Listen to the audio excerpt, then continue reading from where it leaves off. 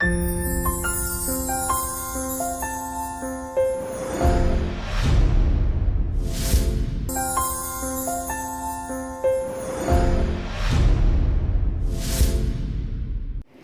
भारत मित्रों, आप सभी का स्वागत है आपके अपने चैनल एजुकेशन ऑफ ट्यूटोरियल में, जहां पर आपको सभी प्रतियोगी परीक्षाओं से जुड़े हुए सभी विषयों पर ऑनलाइन क्लासेस उपलब्ध कराई जाती हैं। इसी संदर्भ में मैं मैथ्स की क्लासेस लेकर के लिए आपके सामने आया हूं, आशीष बाके, जो कि अभी फिलहाल में एवरेज चैप्टर पे हम लोग काम कर रहे हैं। ठीक है, जिसके कॉन्सेप्ट को हमने भली भांति समझ लिया पहले वाले वीडियो में। आज हम लोग बेसिक लेवल के कुछ ऐसे क्वेश्चंस देखेंगे जो कि नॉर्मली एक फ्रेशर को या बेसिक लेवल के बच्चे को या बेसिक पढ़ना चाहने वाले बच्चे को बहुत ज्यादा इंपॉर्टेंट होते हैं। ठीक है, उससे पहले दो कॉन्सेप्ट छूट गए थे जिनके बारे में मैं आपको बता देना चाहता हूँ। पहला कॉन्सेप्ट तो ये था, जैसे हम लोग ने लास्ट वीडियो में पढ़ा कि भाई सम संख्याएं हैं, ठीक है, वो कुछ कंटिन्यू n सम संख्याएं हैं जो प्राकृत है, और उनके औसत निकालने के लिए, विषम संख्याओं के औसत निकालने के लिए, ठीक है, n प्राकृत संख्या और n पूर्ण संख्या, ऐसे चार कॉन्सेप्ट हमने पढ़े हैं जिनके औसत निकालने के फॉर्मूलाज को हमने समझा है n के आधार पर। वैसे दो चीजें छूट जाती हैं। कौन कौन सी? एक पहली चीज छूटती है n प्राकृत संख्याओं के वर्गों का औसत। ठीक है, इस तरह से क्वेश्चन आता है। ठीक है, तो एक चीज अपन ने नोटिस की थी क्या, कि भाई n प्राकृत संख्याओं के वर्गों का औसत की बात की जाए तो अभी हम औसत को छोड़ दें तो हमारे पास क्या बच जाएगा कि n प्राकृत संख्याओं के वर्गों का योग। क्यों? कैसे कि हम लोग लिखते हैं कि n प्राकृत संख्याओं के वर्गों का योग, ठीक है,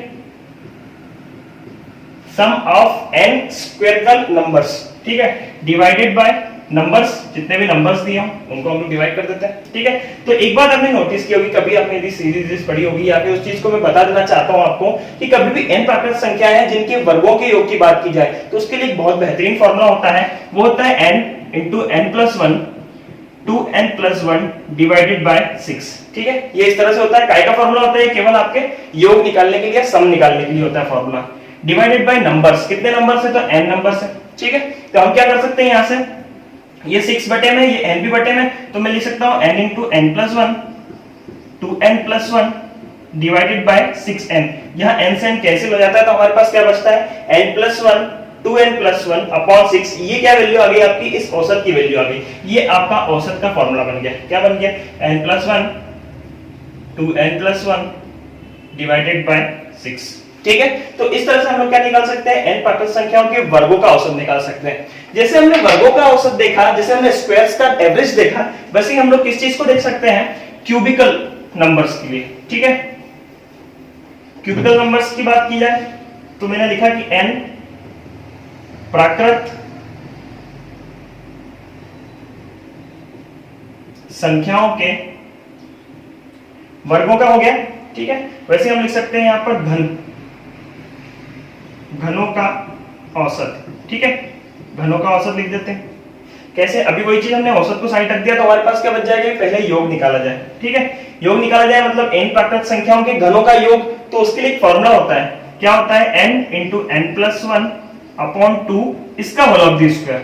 आई बात समझ में? इसका होल ऑफ द स्क्वायर होता है, जिसको हम लोग डिवाइड करते हैं n से, जितनी भी संख्या है, तो हमारा क्या निकल जाएगा? ये औसत निकल जाएगा। ठीक है, हम क्या करें? इसको सॉल्व कर लेते हैं तो मेरे पास हो जाएगा n² n+1 का whole of the square upon में 4 और n मल्टीप्लाई में, इस n से एक n कैंसिल हो गया तो हमारे पास बच जाएगा n इंटू n+1 का whole of the square divided by 4।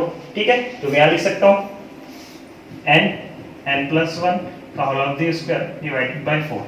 आई बात समझ में? इस तरह से आपको दो चीजें और जो बच गई थी हमारी कॉन्सेप्चुअल थी, जो कहां से बन करके आई हैं, उन चीजों को समझना बहुत ज्यादा जरूरी था। तो हमारे इस तरह से कल के 4 और आज के 2, मतलब इस तरह से 6 प्राकृत संख्याओं पर निर्धारित हमारे कॉन्सेप्ट जो है औसत के, वो आप लोग को मिल गए। ठीक है, आइए इसी तरह से हमने चालू किया है, आज से क्वेश्चंस का एक सेशन चालू किया है जिसमें कुछ क्वेश्चंस होंगे, 8-10 क्वेश्चंस हैं जो बहुत ही अच्छे लेवल के क्वेश्चन है, प्रीवियस एग्जाम में पूछे गए और बेसिक लेवल के क्वेश्चन है। ठीक है, तो उनकी तरफ बढ़ते हैं। ठीक है,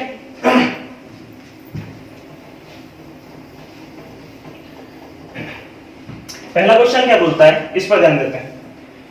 लगातार 5 संख्याओं का औसत 20 है। ठीक है, कंटिन्यूअसली 5 नंबर्स का एवरेज दिया हुआ है 20, तब बड़ी संख्या और छोटी संख्या का गुणनफल बताइए। ठीक है, बहुत सिंपल सा साधारण सा क्वेश्चन है ये, एकदम बेसिक लेवल को अपन ने मद्देनजर रखते हुए क्वेश्चन बनाया है, ठीक है, निकाला है, ढूंढा है, इस चीज को अपन समझते हैं। लगातार 5 संख्याओं का औसत। एक बात बताइए, 5 संख्या है तो क्या मैं उनकी नंबरिंग कर दूं कि भाई पहली संख्या, दूसरी संख्या, तीसरी संख्या, चौथी संख्या और पांचवी संख्या, ये 5 संख्या है कोई, ठीक है। अब मैंने एक बात बोली थी कि औसत या माध्य क्या होता है कि कभी भी 5 लगातार संख्याएं दी हैं जिनके डिफरेंस क्या है, जिनके डिफरेंस है सेम, ठीक है, मतलब इनका जो अंतर है वो क्या आपस में बराबर होना चाहिए, ठीक है। तो इस सिचुएशन में क्या होता है, हम लोग जो बीच वाली संख्या होती है उसको एवरेज मानते हैं। कैसे? क्योंकि हमने इधर से 2 संख्याएं छोड़ी, इधर से 2 संख्याएं छोड़ी, तो बीच वाली वैल्यू जो बचेगी वो हमारा औसत होगी। आई बात समझ में? और वो औसत हमें दे रखा है, वो औसत दिया है हमें कितना, 20 दिया है, ठीक है। अब बात की इसमें लगातार की क्रमागत संख्याओं की, कंटिन्यू है, ठीक है। कंटिन्यू नंबर से तो मैंने 19 से कम किया, 20 से कम किया तो 19 हो गया, और 19 से कम किया तो 18 हो गया, ठीक है। मतलब पहली संख्या मिल गई मुझे कौन सी, 18, ये जो सबसे छोटी संख्या है। वैसे मैंने आगे बढ़ाया तो एक 21 हो गई और एक 22 हो गई, ठीक है। तो 22 हमारे पास बड़ा नंबर हो गया। क्वेश्चन क्या पूछना चाह रहा है कि बड़ी संख्या और छोटी संख्या का गुणा कर दीजिए, तो मैं क्या करूंगा, सीधे सीधे 18 और 22 का गुणा कर दूंगा और आंसर ले आऊंगा। अब आपको यहाँ पे एक और चीज बहुत बढ़िया है, अभी अब हम लोग इस टॉपिक को नहीं कर रहे हैं, फिर भी मैं आगे अभी दिमाग में मेरे, तो मैं इस चीज को समझा देना चाहता हूँ कि भाई 2 नंबर्स दिए हैं, उनका मल्टीप्लिकेशन करना है, 2-2 डिजिट के नंबर है, ठीक है। तो हम कैसे करेंगे इसको सॉल्व? तो हम लोग पूरी प्रोसेस करने के बजाय एक बहुत अच्छा तरीका है हमारे पास, यदि आपको पढ़ना है तो बहुत ही अच्छी बात है, लेकिन नहीं भी याद है कैसे करेंगे? इन दोनों के बीच का डिफरेंस कितना है, ठीक है, इन दोनों के बीच का डिफरेंस है 22 माइनस 18, कितना डिफरेंस है आपके पास, 4 डिफरेंस है, ठीक है।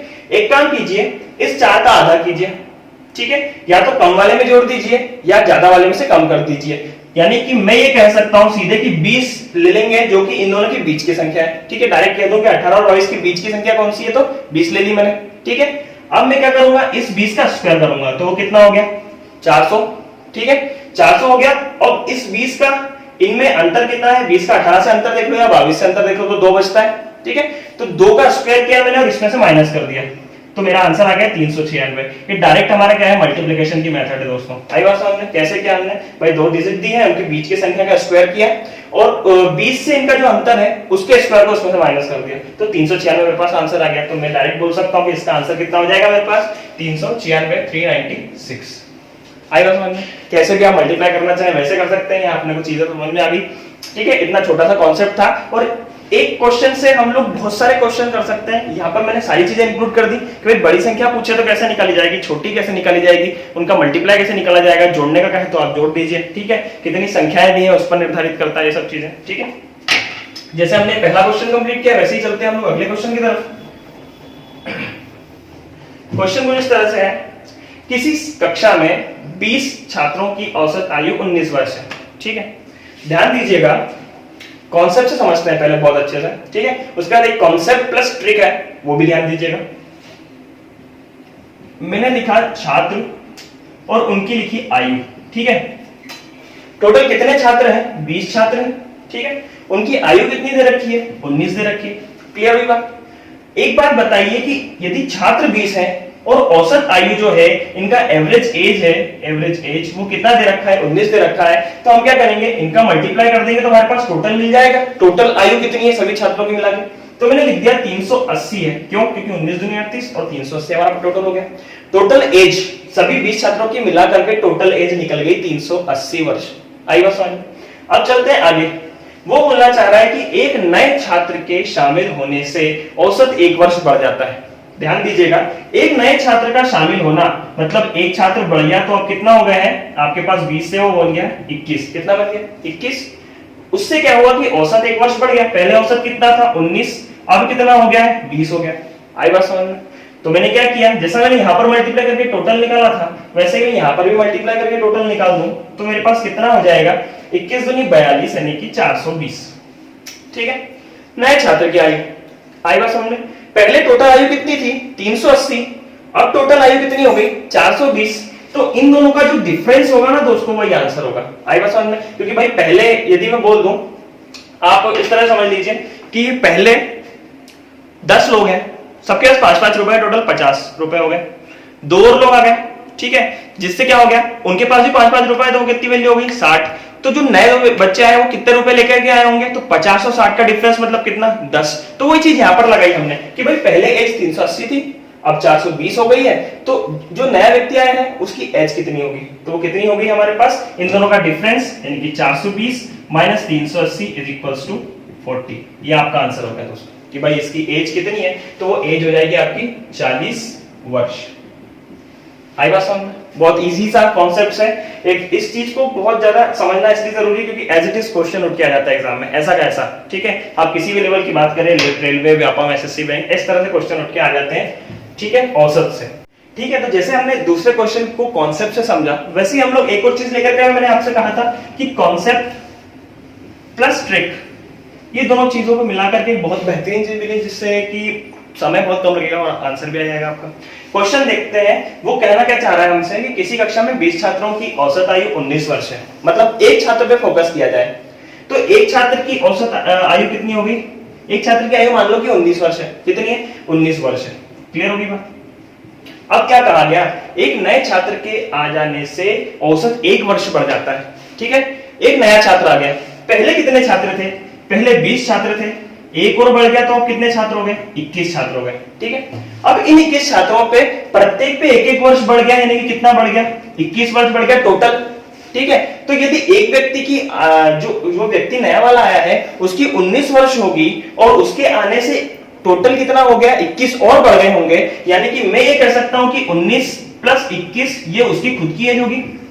ठीक है, नहीं है बात समझ में? एक बार और देख लेते हैं कि भाई एक यदि छात्र है उसकी एज मान ली कि 19 वर्ष है, क्योंकि भाई औसत बोल रहा है तो एक छात्र की मान ली, जो नया वाला छात्र है उसकी कितनी है, नॉर्मली जैसे सबकी है तो उसकी भी यदि 19 हुई तो क्या होगा, तो उसकी 19 वर्ष है। ठीक है, वैसे ही मैंने क्या देखा कि पहले छात्र 20 थे, एक और बढ़ गया तो 21 हो गए। ठीक है, अब 21 छात्र में प्रत्येक पर 1 वर्ष बढ़ा तो 21 इंटू 1 मतलब 21 ही हुआ। ठीक है, मतलब कि 21 वर्ष जो होगी वो टोटल में बढ़ गई, कितने में बढ़ गई, टोटल में। यदि वो खुद छात्र यदि 19 का होता तो हम लोग क्या बोल सकते थे कि औसत भी 19 ही है। ठीक है, लेकिन अभी क्या हुआ, टोटल में 21 की वृद्धि होगी, मतलब उस छात्र की आयु में 21 वर्ष बढ़ा दूं तो क्या हो जाएगा, हमारा एवरेज कंपेयर जो होगा वो सही साथ आ जाएगा कि नहीं आ जाएगा। तो मैंने क्या किया, 19 में 21 को जोड़ा तो मेरे पास आंसर आपके पास डायरेक्ट आ गया कितना, 40 वर्ष। ज्यादा आपको मगजमारी करने की जरूरत ही नहीं, उतना मल्टीप्लाई भी नहीं करना पड़ेगा और आपका आंसर आ जाएगा। ठीक है, इस चीज को एक बार डबल से देख लीजिएगा रिपीट करके और ये आपको समझ में आ जाएगा कि कैसे हुआ। ठीक है, चलते हैं अगले क्वेश्चन की तरफ। बात करते हैं तीसरे क्वेश्चन की। ठीक है, क्वेश्चन क्या बोलना चाह रहा है, किसी कक्षा के 13 छात्रों का औसत वजन दिया हुआ है 40 किलोग्राम। ठीक, दो नए छात्र के आ जाने से औसत वजन 4 किलोग्राम बढ़ जाता है, नए छात्रों का औसत वजन बताइए। ध्यान दीजिएगा, वही चीज हम जो हमने दूसरे क्वेश्चन में करी वैसे ही हम लोग कर सकते हैं कॉन्सेप्ट से। भाई छात्र और क्या है, वजन का एवरेज, औसत वजन। ठीक, छात्र पहले कितना थे, 13 छात्र थे, जिस समय औसत वजन या एवरेज वेट कितना होगा, 40 था।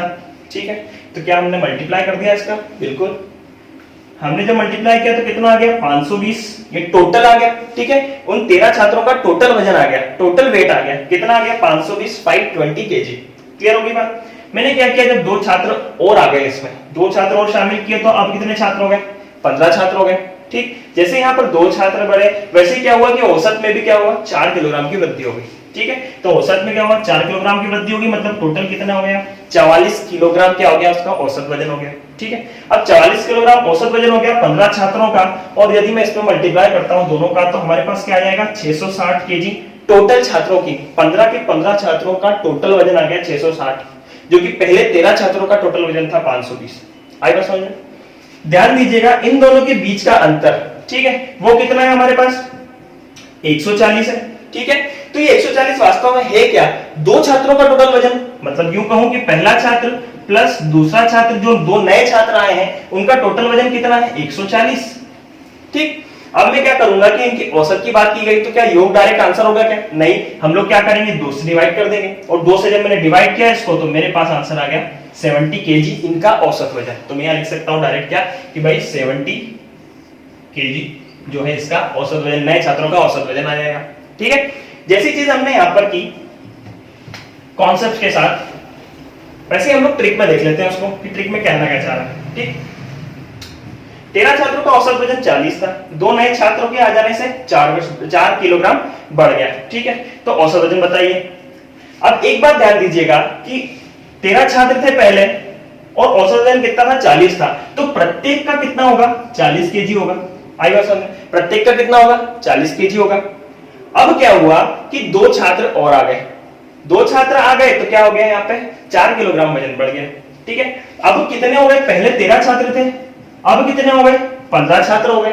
ठीक, अब 15 छात्र हो गए, इन 15 छात्रों में प्रत्येक पर 4 बढ़ गया, मतलब टोटल कितना बढ़ गया 60 किलोग्राम बढ़ गया। कितना बढ़ गया, आई बात समझ में, 15 छात्रों का कितना बढ़ गया 60 किलोग्राम बढ़ गया।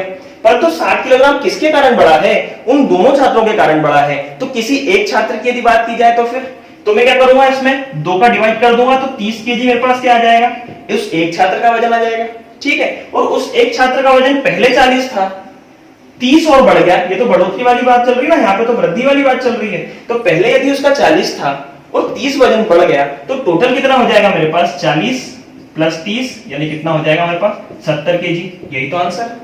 ठीक है, मतलब मैंने क्या कहा, हम फिर से समझ लेते हैं उस चीज को कि भाई एक छात्र को मान लिया मैंने कि भाई जो नए छात्र आए हैं उसमें से एक छात्र है जिसका कितना वजन है 40 केजी।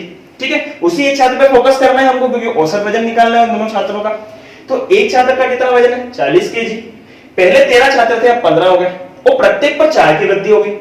ठीक है, तो 15 चुको 60 किलोग्राम की वृद्धि हो गई। 60 किलोग्राम की वृद्धि दो छात्रों के कारण हुई है, तो एक छात्र के एज निकाल लो तो एक छात्र का वजन निकाल लो तो कितना हो जाएगा 30 केजी 30 किलोग्राम। मैंने इस 30 को क्या किया, पहले जो 40 था उसमें ये 30 जोड़ दिया तो 70 क्या आ गया, बढ़ी हुई और वजन आ गया हमारे पास, यानी कि दोनों छात्रों का औसत वजन क्या बोल सकते हैं 70 केजी। ठीक है, देखते हैं अगले क्वेश्चन को।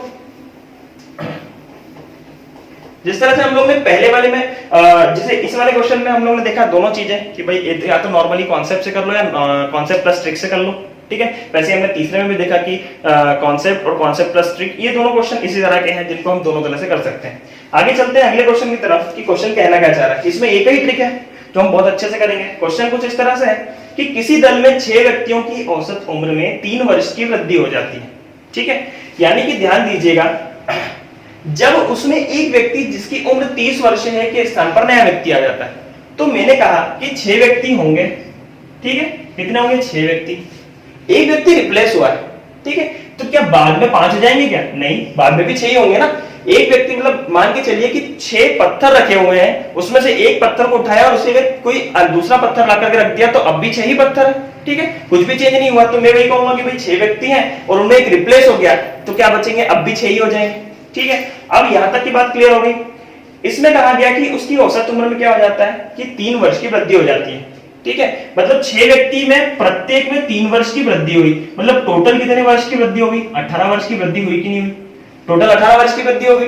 ठीक है, किसके कारण हुई, उस 30 वर्ष वाला जो बंदा था जो चला गया, जो व्यक्ति चला गया है उसके कारण हुई। तो 30 के स्थान पर अब क्या हो जाएगा, कोई नया व्यक्ति आएगा, तो जो नया व्यक्ति होगा वो 18 वर्ष अधिक का होगा कि नहीं होगा, क्योंकि 18 वर्ष अधिक हो रही है, सीधी सी बात है। तो मैंने 18 वर्ष इसमें जोड़ दिया तो 48 वर्ष जो हो जाएगा हमारे पास, सीधा सीधा आंसर आ जाएगा। ठीक से फिर समझते हैं उसको कि भाई 6 व्यक्ति हैं, प्रत्येक पर 3 वर्ष की क्या हुई, वृद्धि होगी, तो 6 थी 18 वर्ष की वृद्धि हुई, टोटल पे वृद्धि हुई 18 वर्ष की। जो व्यक्ति 30 वर्ष का था उसके स्थान पर नए व्यक्ति के कारण, तो नया व्यक्ति जो होगा वो 18 वर्ष अधिक होगा कि नहीं होगा, सीधी सी बात है। तो मैंने 30 प्लस 18 किया तो 48 वर्ष हमारे पास क्या गया, सीधा आंसर आ गया। हम यहाँ बोल सकते हैं कि जो नया व्यक्ति आ गया है उसकी उम्र कितनी हो जाएगी हमारे पास, 48 वर्ष हो जाएगी। क्लियर होगी बात, एक सीधा सिंपल सी ट्रिक थी, 2 लाइन का क्वेश्चन है, आराम से समझ में आ जाएगा। ठीक है, अब एक हमारे पास 5वां क्वेश्चन है, उसको देखते हैं। क्वेश्चन कहना क्या चाह रहा है, लिखा है 11 संख्याओं का औसत 50 है। ठीक है, 11 संख्याओं का औसत कितना है यहाँ पर 50। प्रथम 6 का औसत 49 है और अंतिम 6 का औसत कितना है 52 है, तो छठवीं संख्या बताइए। ठीक, ध्यान दीजिएगा 11 संख्या है। ठीक है, तो मैं यहाँ पर एक काम करता हूँ कि 11 तक नंबर ही डाल लेता हूँ। ठीक है, तो उससे थोड़ा अच्छा बनेगा। इसमें भी दोनों चीजें समझाऊंगा, कौन कौन सी, एक तो कॉन्सेप्ट और एक कॉन्सेप्ट प्लस ट्रिक। ठीक है, ध्यान दीजिएगा, पहला, दूसरा, तीसरा, चौथा, 5वां, 6वां, 7वां, 8, 9, 10 और 11, ये मैंने 11 तक नंबर लिख दिए। ठीक, अब 11 है, इन सभी की बात की जाए तो इन सब का कितना है औसत 50। ठीक, 11 संख्याओं का औसत 50 है। पहली 6 का औसत कितना है 49 है, पहली 6 का कितना है 49। ठीक, और क्या बोल रहे हैं, अंतिम 6 का औसत कितना है 52, तो मैंने लिखा यहां से अंतिम से लिखा ये कितना है 52 है। आई बात समझ में? मतलब ये चीज क्या आ रही है यहाँ पे कॉमन आ रही है, ठीक है। पहले वाले हिस्से में भी छठवा है और आखिरी वाले में भी छठवा है, पूछा भी छठवा है, ध्यान दीजिएगा, ठीक। अब एक बात ध्यान दीजिएगा कि जो 11 है उन सभी का औसत कितना है 50, तो टोटल में कर दो यदि इनका तो कितना हो जाएगा 11 इंटू 50, ठीक। मतलब 11 संख्या है, प्रत्येक के पास 50 है, तो 50 मतलब मल्टीप्लाई कर दिया तो कितना हो गया मेरे पास टोटल 550, ठीक। अब बात करते हैं शुरू के 6 की, ठीक। शुरू के 6 में 49 है, ठीक। तो मैंने क्या किया कि 49 इंटू 6 मल्टीप्लाई कर दिया, ठीक। 6 नामा की 54 हासिल का 5 6 को 24 24 और 5 29 यानी कितना हो गया 294, ठीक। वैसे ही मैंने क्या किया अंतिम 6 की बात की, तो मैंने क्या किया उस 52 में 6 का मल्टीप्लाई कर दिया। इन 52 औसत है ना, 52 औसत है तो हम क्या करेंगे योग निकाल लेंगे। 52 में 6 का मल्टीप्लाई किया आखिरी वाले का, तो 6 दूनी 12 हासिल का 1 6 पंजे 30 और 1 31, ठीक है। तो हमारे पास एक चीज मिल गई, क्या मिल गया कि भाई मैं क्या कर दूं इन दोनों को टोटल कर दूं। इन दोनों को जब टोटल करूंगा तो मेरे पास ये छठवीं संख्या उस टोटल में कॉमन आएगी। आगे चलते हैं, 4 और 2 6, 9 और 1 10, 3 2 5 और 1 6, तो 606 जो आ गया हमारे पास क्या आ गया अब टोटल आ गया। बट इसमें एक अंक रिपीट हुआ है। कौन सा अंक रिपीट हुआ? ये छठवां वाला रिपीट हुआ। तो मैं क्या करूंगा कि उसको पता करने के लिए कौन सा रिपीट हुआ है, इस 606 और इस 550 का डिफरेंस ले लूंगा, क्योंकि ये तो 12 संख्याओं का टोटल है भैया, ये 11 संख्याओं का टोटल नहीं है। 6 संख्याएं ये और 6 संख्याएं ये, टोटल 12 संख्या। उन 12 का टोटल कितना है 606। तो मैं क्या करूंगा इस 606 में से इस पहले वाले 550 को माइनस कर दूंगा, तो मेरे पास जो 56 आएगा ना वो आंसर होगा, ठीक है। इस तरह से निकाल लो आप, क्योंकि मेरे पास 11 संख्याओं का औसत दे रखा है। पहले वाले में 6 और दूसरे वाले में 6 को मैंने अलग अलग करके उनके टोटल निकाल लिए, और इन दोनों का जो डिफरेंस होगा वही हमारा कौन सा अंक होगा छठवां अंक, और वही हमसे पूछा है। तो मैं यहाँ लिख सकता हूँ कि डायरेक्ट 56 जो हो जाएगा मेरे पास आंसर हो जाएगा। क्लियर हुई बात? एक और चीज देखते हैं जो बहुत ही बढ़िया है, ट्रिक है, ठीक।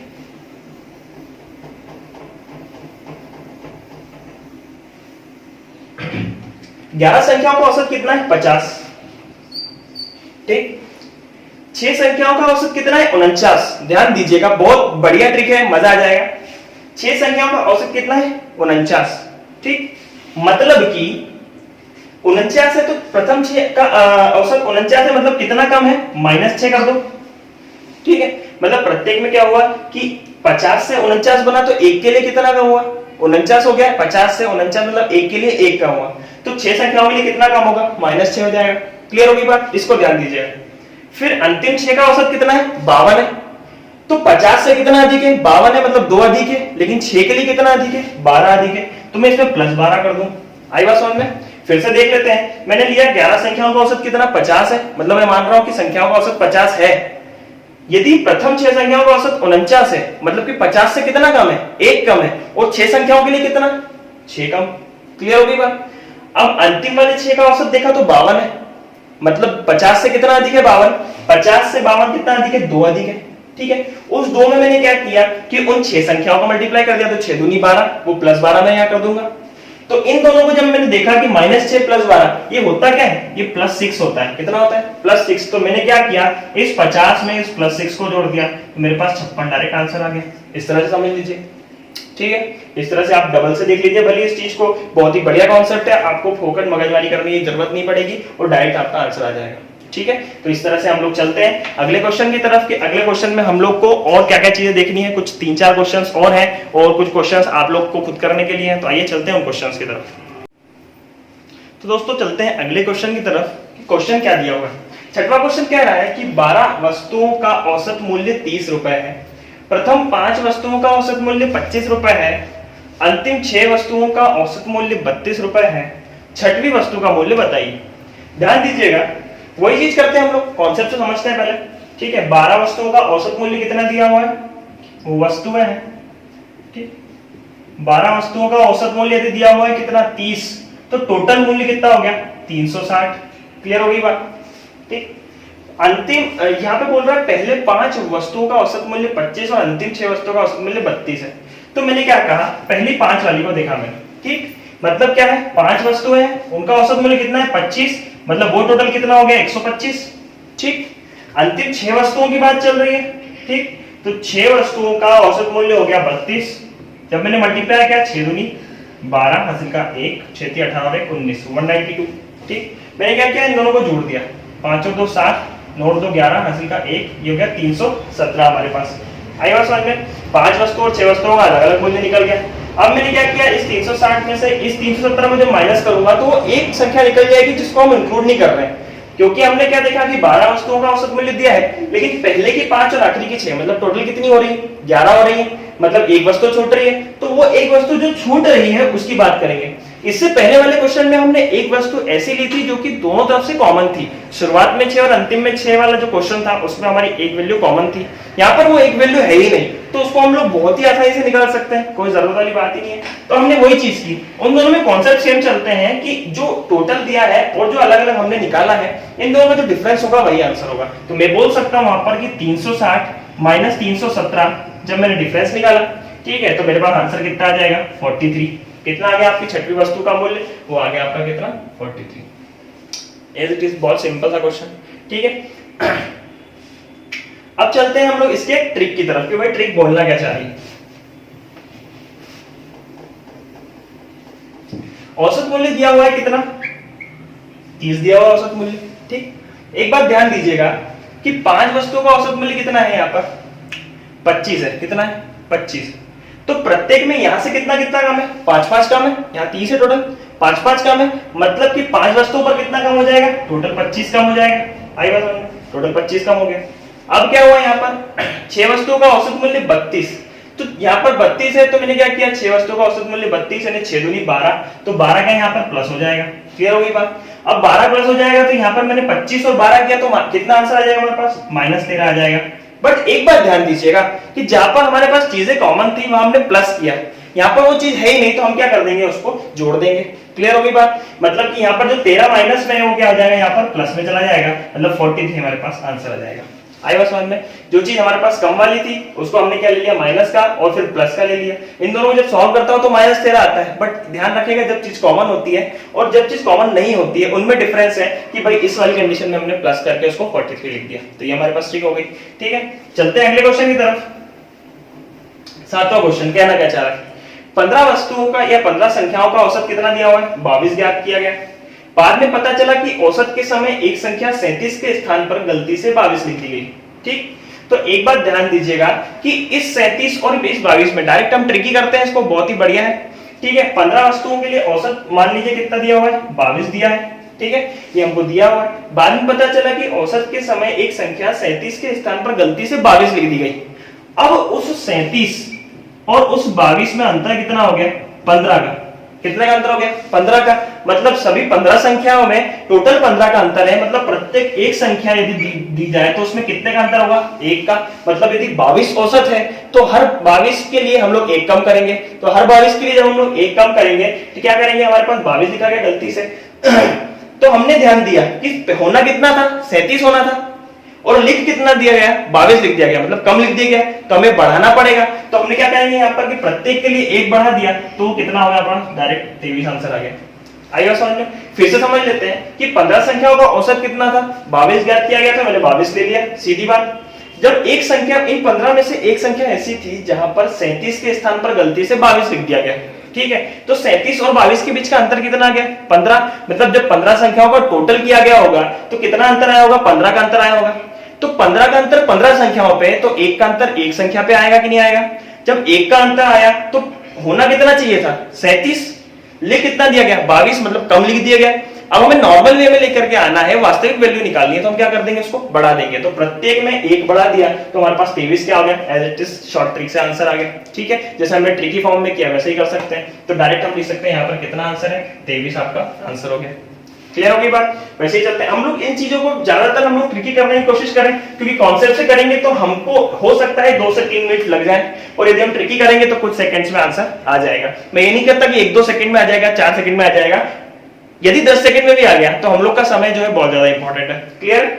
8वें क्वेश्चन की बात की जाए कि 6 संख्याओं में से पहली 5 का औसत कितना दिया हुआ है, 20 दिया हुआ है। तो मैं क्या करूं, इन 6 का नंबरिंग कर लेते हैं, क्योंकि 6 है, गिन सकते हैं हम लोग, सीधी सी बात है। 15 या 20 या 25 होती तो बात अलग थी, तो मैंने नंबरिंग करके इसको सॉल्व कर लिया, जैसा सूटेबल बने वैसा कर लिया। ठीक है, 3, 4, 5 और 6। ठीक, ऐसे कॉन्सेप्ट को हम पहले भी समझ चुके हैं नॉर्मली, इसलिए मैं इसको इसी तरह से समझाना चाहता हूँ। पहली 5 संख्याओं का औसत कितना दिया हुआ है? 20 दिया हुआ है। मैंने लिख दिया भैया पहली 5 का औसत कितना है? 20 है। ठीक, अंतिम 5 का औसत कितना दिया है? 24 दिया है। तो मैंने अंतिम 5 का कितना लिख दिया? 24 लिख दिया। ठीक है, अब एक बात ध्यान दीजिएगा, अंतिम संख्या कितनी दी है? 36, मतलब छठवीं संख्या हमको पता है कितनी दी है? 36। ठीक, अब 2 से लेकर 6 तक टोटल 5 संख्या है, तो मैं क्या करता हूं, इन सभी का टोटल कर लेता हूं। मतलब 24 में यदि मैं 5 का गुणा कर दूंगा तो इन पांचों संख्याओं का योग निकल जाएगा। तो 24 पंजे कितना हो गया मेरे पास? 120 हो गया। क्लियर है? अब इस 120 में से एक संख्या तो हमको पता है ना, कौन सी पता है? ये जो अलग से है, इन पांचों के अलावा, 1 से लेकर 5 तक के अलावा जो छठवीं संख्या है वो हमें पता है। तो मैं क्या करूंगा, उस 36 को इसमें से माइनस कर देता हूं। तो मैंने जब इसमें 36 माइनस किया तो मेरे पास आ जाएगा कितना? 8, 84। कितना आ गया? 84 आ गया। ठीक, ये 84 जो वैल्यू आई है वो किस किस की आई है? 2 से लेकर के 5 तक की। ध्यान दीजिएगा कितनी आई? 2 से लेकर के 5 तक की कितनी आ गई? 84 आ गई। तो मैं क्या लिखूंगा यहाँ पे? 84 अलग कर दिया मैंने। अब मुझे पता है इन 4 की वैल्यू और इन 5 की वैल्यू मैं यहां से निकाल सकता हूं कि भाई 20 यदि इसका औसत है तो 20 इंटू 5 यदि 20 पंजे कितना हो गया? 100 हो गया। कितना हो गया? 20 पंजे 100 हो गया। अब टोटल कितना है यहाँ पर? 100। इन 4 का टोटल कितना है? 84, 84। तो 100 में से मैं क्या करूंगा, इस 84 को माइनस कर दूंगा। तो 100 में से जब मैं 84 माइनस किया तो वो कितना आ गया मेरे पास? 16। और वो 16 का की वैल्यू आ गई पहली वाली की, और यही हमें ज्ञात करना था कि पहली संख्या क्या है। तो मैं डायरेक्ट निकाल सकता हूं कि भाई इसका आंसर कितना आ गया? 16 आ गया। ठीक है, वही चीज है, कोई कुछ भी अलग नहीं है, सेम टू सेम कॉन्सेप्ट है। ठीक है, जिस तरीके से आप, तो दोस्तों जिस तरह से हमने 8 क्वेश्चंस को देखा, अलग अलग तरीके से इनके कॉन्सेप्ट्स को समझा कि किस तरह से क्वेश्चन बनते हैं बेसिक लेवल पर, उसी तरह से एक क्वेश्चन मैं आप लोगों के लिए दे रहा हूं जिसको आपको सॉल्व करना है और कमेंट करना है। और आज के वीडियो से जुड़े हुए जितनी भी समस्या है उनको आप कमेंट करना है, जितने भी डाउट्स हैं उनको कमेंट करना है। अपन लोग उसके सॉल्यूशन आपको हैंड टू हैंड प्रोवाइड करेंगे। ठीक है, क्वेश्चन कुछ इस तरह से है कि एक खिलाड़ी ने 17वीं पारी में 85 रन बनाए। ठीक है, तो वो कोई क्रिकेट खिलाड़ी है भी क्या, उसने 17वीं पारी में 85 रन बनाए और जिसके कारण औसत में क्या हुआ? 3 रन की वृद्धि हो गई। ठीक, अब बताना है हमको क्या, 17वीं पारी के बाद रनों का औसत कितना था और 16वीं पारी के बाद रनों का औसत कितना था। ठीक है, मतलब हमें दोनों चीज बतानी कि भाई 85 रन बनाने के पहले कितना था, 85 रन बनाने के बाद औसत कितना था। ये क्वेश्चन आपको खुद को करना है और इसका सॉल्यूशन मैं अगले वीडियो में कराऊंगा। और अगले वीडियो में हम लोग एडवांस लेवल पर किस तरह से क्वेश्चन प्रीवियस ईयर में पूछे गए हैं और कहां तक पूछे जा सकते हैं बैंक, एसएससी, रेलवे और व्यापम में, इन सब चीजों पर डिस्कस करेंगे। साथ ही साथ इस वीडियो को लाइक कीजिए, सब्सक्राइब कीजिए, ज्यादा से ज्यादा शेयर कीजिए और इससे रिलेटेड कोई भी डाउट हो उसको आप लोग कमेंट कर सकते हैं। ठीक है, और साथ ही साथ ध्यान दीजिएगा अपने टेलीग्राम चैनल को आप बिल्कुल भी सब्सक्राइब करना ना भूलें। चैनल पे आप जाएं जहां पर आपको सभी वीडियोस की लिंक मिल जाएंगी, सारे क्विज मिल जाएंगे और साथ ही साथ आपको बहुत अच्छा स्टडी मटेरियल मिलेगा। हमारे साथ बने रहिए आपके अपने चैनल एजुकेशन ऑफ ट्यूटोरियल के साथ। धन्यवाद।